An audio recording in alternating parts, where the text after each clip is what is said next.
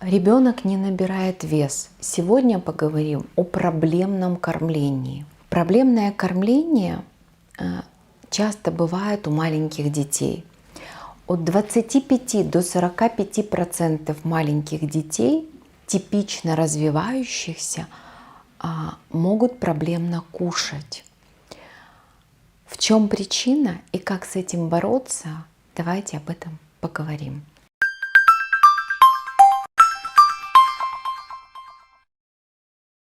Добрый день всем! Меня зовут Наталья Чернега, мы на канале Педиатрия, и мы говорим о проблемном питании маленьких детей. Я не знала, как назвать этот ролик, поэтому и пересмотрела информацию о проблемном питании маленьких детей, и в некоторых видео я просто ужаснулась от того, что пишут родители. Ищут проблемы глистов, какие-то там мокрый памперс. Уважаемые мамы, есть 3 основные проблемы, почему ребенок плачет у груди или там закашливается и не набирает в массе тела. Первое – это нехватка просто грудного молока.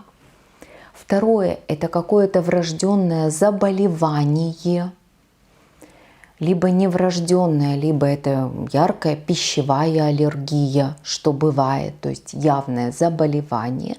И третья причина – это проблемное кормление за счет нарушения самого процесса кормления. И вот давайте то, что связано с процессом нарушения глотания, мы будем просто с вами сейчас называть проблемное кормление.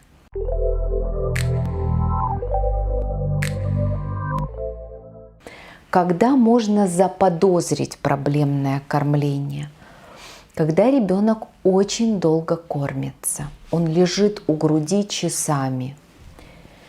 Когда ребенок закашливается, когда его прикладывают к груди, а у него вытекает молочко через нос. Когда только приложили к груди, он кричит и плачет. Когда у малыша такой булькающий, хриплый голос. И когда малыш при этом не набирает в массе тела. И не обязательно иметь все симптомы, которые мы с вами перечислили. Достаточно того, что ребенок будет лежать у груди, допустим, более 30 минут и не набирать в массе тела. Нарушения глотания имеют разную степень проявлений, скажем. И не нужно обязательно представлять себе ребенка, который просто не умеет глотать или кормится через зонд. Да, такие дети есть. Это дети с заболеваниями нервной системы. Есть детки с детским церебральным параличом, которые не умеют глотать. И у них такой гнусавый голос, у них вытекает водичка изо рта. Но мы сегодня говорим просто о типично развивающихся детях, которые не умеют глотать. Сам процесс глотания – это процесс достаточно сложный. В нем участвуют до 18 мышц, и он очень сложный по механизму координации глотания. Маленькие дети не умеют глотать пюрированной твердой пищи. У них есть такой рефлекс выталкивания, когда малышу даешь что-то, допустим, в возрасте 1-2 месяца, и он язычком твердую пищу просто выталкивает. Физиологично, потому что он ее не сможет глотнуть. И этот процесс угасает, естественно, к 4-6 месяцам. И в видео о прикорме мы вам рассказывали, что угасание как раз этого рефлекса выталкивания и есть у нас первым таким сигналом к тому, что ребенок уже готов принимать более твердую пищу, то есть пюрированную пищу, другую текстуру.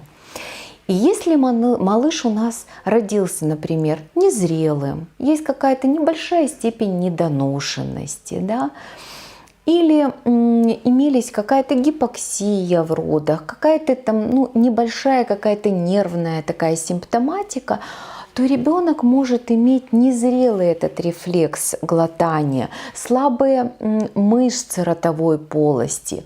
И за счет этого нарушается процесс глотания. Почему мы сегодня с вами так вот явно об этом говорим, и я хочу вам акцентировать внимание на этом? По той простой причине, что если ребенок, вернее, мы с вами не улавливаем вот причину, почему ребенок плачет, кашляет и не умеет глотать и закашливается, если мы не поймем этого и начнем вовремя вводить твердую пищу, не вовремя, допустим, не сумеем распознать это и не сможем тренировать этот рефлекс глотания, то в последующем ребенок будет бояться кушать. И, кстати, проблемное питание и вот этот испуг при глотании твердой пищи может быть причиной того, что в дальнейшем ребенок будет проблемным едоком. А мы очень много с вами об этом говорим, и я хочу, чтобы вы вот эту причину, испуг при глотании или проблемное глотание, не забывали, если у нас ребенок проблемный едок. То есть проблемы с глотанием могут в последующем привести к тому, что вы не сможете с проблемами введения прикорма, с проблемами введения твердой пищи и даже проблемами речи, потому что вот эта дисфагия, это нарушение, она связана, связана с развитием мышц языка и ротовой полости. Поэтому что мы с вами должны делать? Вот, например, обычно банальная ситуация. Малыш родился с невысокой степенью немного недоношен. Он вроде бы нормально развивается, есть повышенный тонус, вы делаете массажи, вы кормите его, стараетесь, но он очень плохо набирает в массе тела, он очень медленно кушает, у него все время вытекает молочко из носа. Что мы должны с вами делать?